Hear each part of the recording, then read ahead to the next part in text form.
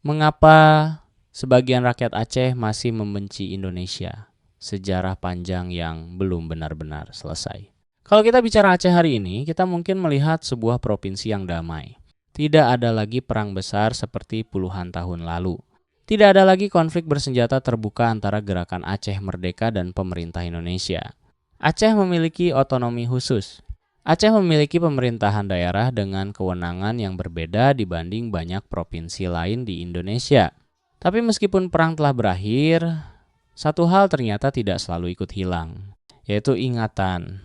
Sampai hari ini masih ada sebagian masyarakat Aceh yang menyimpan kemarahan, kekecewaan, bahkan kebencian terhadap pemerintah Indonesia. Namun pertanyaannya, kenapa? Apakah Aceh sejak awal memang tidak pernah ingin menjadi bagian dari Indonesia? Apakah orang Aceh membenci Indonesia hanya karena ingin merdeka? Atau sebenarnya ada sejarah yang jauh lebih panjang dari sekadar konflik GAM? Untuk memahami semuanya, kita harus kembali jauh ke masa lalu. Jauh sebelum Indonesia lahir. Karena sebelum ada Republik Indonesia, Aceh sudah memiliki sejarah, pemerintahan, identitas, dan kekuasaannya sendiri. Dan dari sinilah semuanya dimulai. Sebelum Indonesia berdiri sebagai sebuah negara pada tahun 1945, Aceh bukanlah sekadar sebuah daerah kecil. Aceh pernah menjadi Kesultanan Aceh Darussalam, sebuah kekuatan besar di kawasan Asia Tenggara. Puncak kejayaannya terjadi pada awal abad ke-17, terutama pada masa Sultan Iskandar Muda. Pada masa itu, Aceh memiliki pengaruh politik, perdagangan, dan agama yang sangat besar. Letaknya yang strategis membuat Aceh menjadi salah satu pusat perdagangan penting. Identitas Islam juga berkembang sangat kuat. Karena itulah Aceh kemudian dikenal dengan sebutan Serambi Mekah. Hal ini penting untuk dipahami. Karena identitas masyarakat Aceh terbentuk jauh sebelum konsep negara Indonesia muncul. Masyarakat Aceh tidak tumbuh dengan sejarah sebagai bagian dari Republik Indonesia. Mereka memiliki sejarah kerajaan, memiliki pemimpin sendiri, memiliki wilayah kekuasaan, dan memiliki identitas politik serta budaya sendiri. Namun semuanya mulai berubah ketika kekuatan kolonial Eropa datang ke Nusantara. Dan pada akhirnya, Aceh harus menghadapi salah satu perang paling panjang dalam sejarah Indonesia. Pada 26 Maret 1873, Belanda secara resmi menyatakan perang terhadap Aceh. Inilah awal dari Perang Aceh. Salah satu perang paling panjang dan paling keras dalam sejarah kolonialisme di Nusantara. Tokoh-tokoh perlawanan Aceh bermunculan, mulai dari para sultan, panglima, ulama, hingga masyarakat biasa. Nama-nama seperti Teuku Umar, Kutnyak Dien, Kutmeutia, dan Panglima Polem kemudian menjadi simbol perlawanan Aceh. Perlawanan terhadap Belanda tidak hanya terjadi dalam hitungan bulan, bahkan tidak hanya beberapa tahun. Perlawanan berlangsung sangat lama. Aceh mengalami perang yang menghancurkan kehidupan masyarakat. Namun semangat perlawanan tidak langsung hilang. Dan dari pengalaman inilah terbentuk salah satu karakter kuat masyarakat Aceh, sulit menerima kekuasaan yang datang dari luar dan mencoba menentukan nasib Aceh tanpa persetujuan rakyat Aceh. Namun kemudian sejarah berubah. Belanda akhirnya pergi. Jepang datang. Jepang kemudian kalah. Dan pada tahun 1945, Indonesia diproklamasikan. Disinilah bab baru hubungan Aceh dan Indonesia dimulai. 1945. Aceh memilih untuk mendukung Republik. Ini bagian yang menurut gua paling penting. Karena sebelum konflik antara Aceh dan pemerintah Indonesia terjadi, Aceh sebenarnya memberikan dukungan besar kepada Republik Indonesia yang baru lahir. Ketika Republik Indonesia masih sangat muda dan belum memiliki kekuatan ekonomi yang stabil, masyarakat Aceh memberikan dukungan besar terhadap perjuangan mempertahankan kemerdekaan. Aceh memberikan bantuan. Aceh memberikan dukungan politik. Aceh menjadi salah satu basis penting Republik di Sumatera. Bahkan dalam sejarah resmi, Aceh dikenal sebagai salah satu daerah yang memberikan kontribusi besar terhadap perjuangan Republik. Soekarno bahkan menjuluki Aceh sebagai salah satu daerah modal Republik Indonesia. Bagi masyarakat Aceh saat itu, Indonesia bukan sesuatu yang dipaksakan dengan kekuatan militer. Aceh ikut mendukung Republik. Namun dari sudut pandang sebagian masyarakat Aceh, dukungan itu diberikan dengan harapan bahwa Aceh akan dihormati. Identitas Aceh akan dihargai, peran Aceh akan diingat, dan kepentingan masyarakat Aceh akan diperhatikan. Tetapi beberapa tahun setelah kemerdekaan, muncul rasa kecewa. Dan bagi banyak orang Aceh, disinilah salah satu awal dari apa yang kemudian dianggap sebagai pengkhianatan. Aceh kehilangan status provinsinya. Pada akhir tahun 1949, Aceh sempat memperoleh status sebagai provinsi. Namun tidak lama kemudian status tersebut berubah. Pada tahun 1950, Aceh kembali diturunkan statusnya dan digabungkan ke dalam struktur administratif yang terkait dengan Sumatera Utara.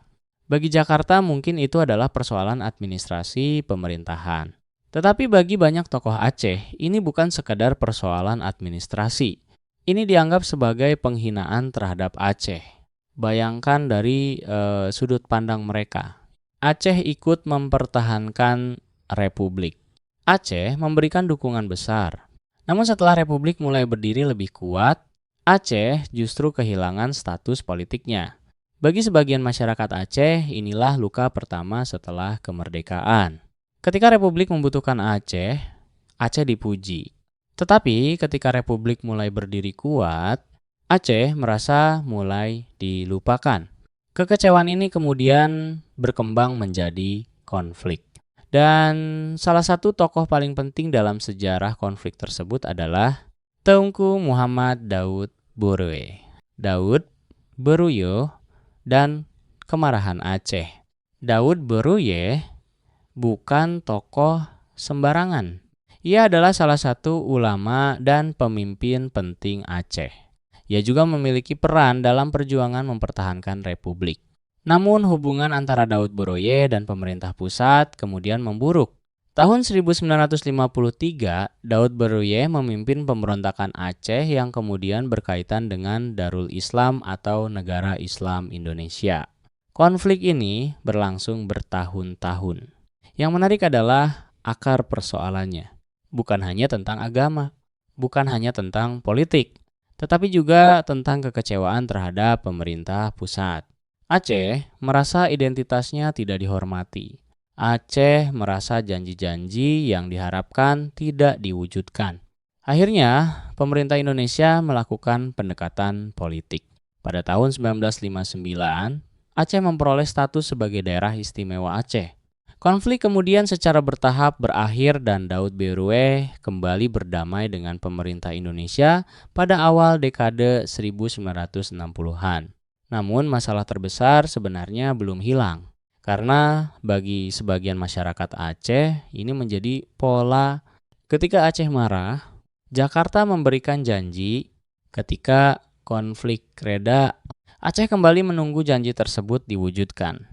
Dan beberapa dekade kemudian, konflik yang jauh lebih besar muncul, tahun 1976. Hasan Tiro dan lahirnya GAM. Pada tahun 1976, seorang tokoh bernama Hasan di Tiro mendeklarasikan Gerakan Aceh Merdeka, atau yang lebih dikenal dengan GAM. Ini adalah bab baru dalam sejarah Aceh. Jika konflik Daud Boroe sebelumnya memiliki hubungan kuat dengan persoalan Islam dan status Aceh, GAM membawa gagasan nasionalisme Aceh yang jauh lebih kuat.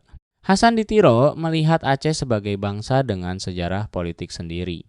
Ia mengingatkan kembali bahwa Aceh pernah menjadi kesultanan yang berdaulat, bahwa Aceh pernah memiliki hubungan internasional, bahwa Aceh pernah melawan kekuatan kolonial, dan bahwa Aceh memiliki sejarah jauh sebelum Republik Indonesia berdiri. Namun tentu saja dari sudut pandang pemerintah Indonesia, GAM dianggap sebagai gerakan separatis yang mengancam keutuhan negara.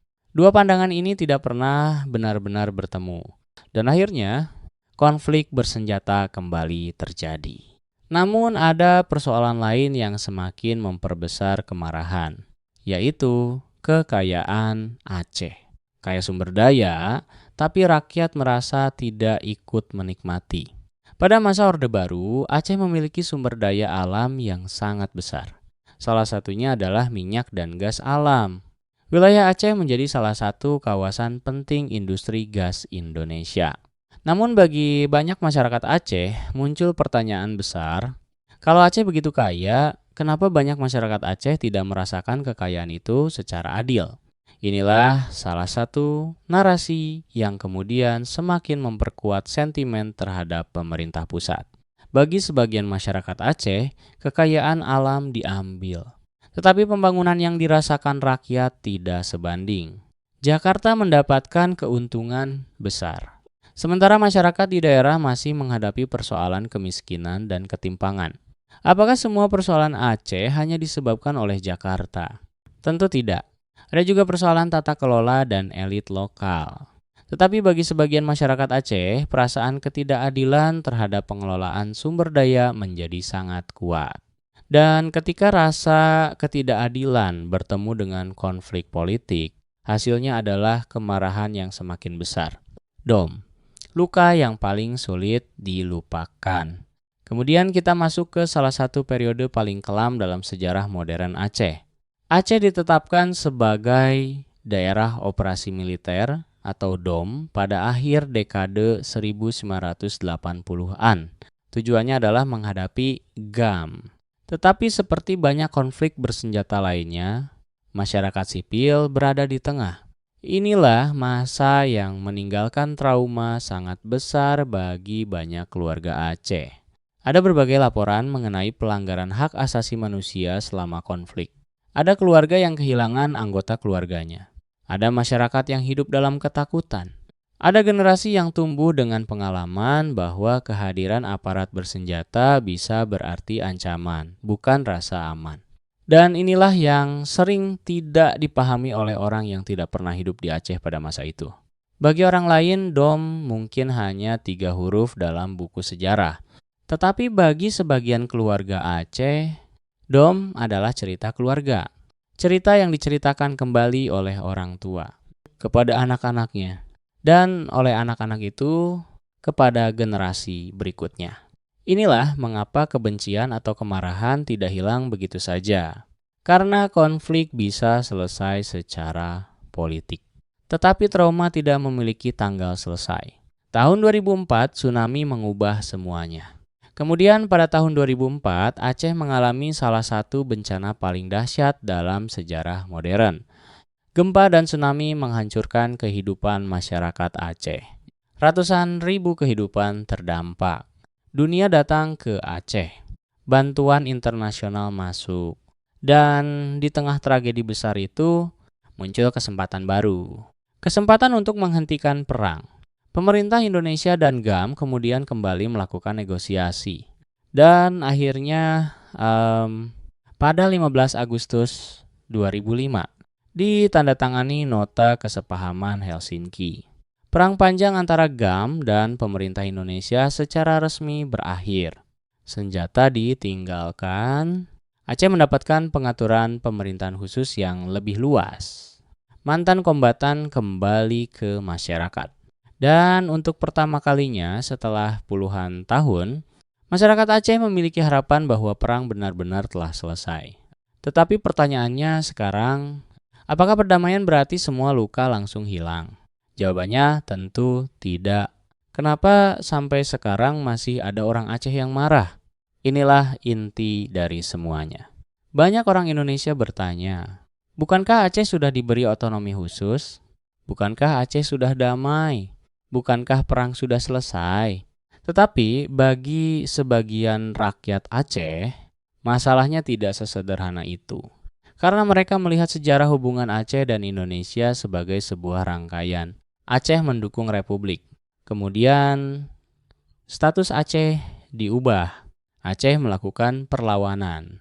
Kemudian diberikan status istimewa. Aceh kembali mengalami konflik.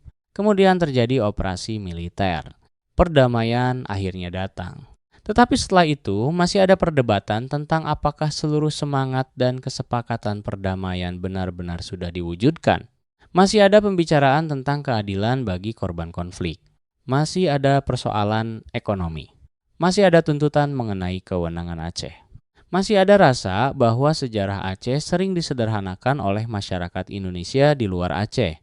Dan mungkin inilah yang membuat sebagian orang Aceh marah, bukan karena mereka tidak mengenal Indonesia. Justru karena mereka merasa terlalu mengenal sejarah hubungan Aceh dengan Indonesia. Sebagai rakyat Aceh. Mungkin narasi ini bukan untuk mengatakan bahwa semua orang Aceh membenci Indonesia. Karena itu tidak benar. Tidak semua rakyat Aceh memiliki pandangan yang sama. Ada orang Aceh yang sangat nasionalis, ada yang merasa Indonesia adalah rumah mereka, ada yang kritis terhadap pemerintah pusat, ada pula yang masih membawa nasionalisme Aceh yang sangat kuat. Tetapi satu hal yang tidak bisa dipungkiri, Aceh memiliki luka sejarah yang berbeda dari banyak daerah lain. Dan ketika orang bertanya, kenapa sebagian rakyat Aceh begitu membenci Indonesia?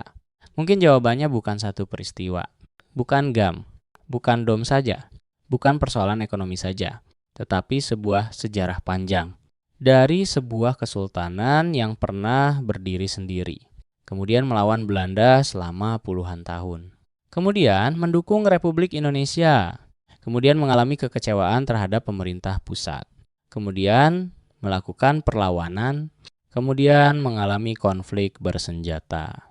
Dan akhirnya berdamai. Tapi perdamaian tidak berarti semua orang melupakan. Karena bagi banyak rakyat Aceh, perang mungkin sudah berakhir pada tahun 2005. Tetapi pertanyaan tentang keadilan, tentang janji, tentang pengorbanan, dan tentang siapa sebenarnya yang paling diuntungkan dari hubungan Aceh dan Indonesia masih belum sepenuhnya hilang. Dan mungkin selama pertanyaan itu belum benar-benar dijawab, sebagian luka Aceh akan tetap hidup.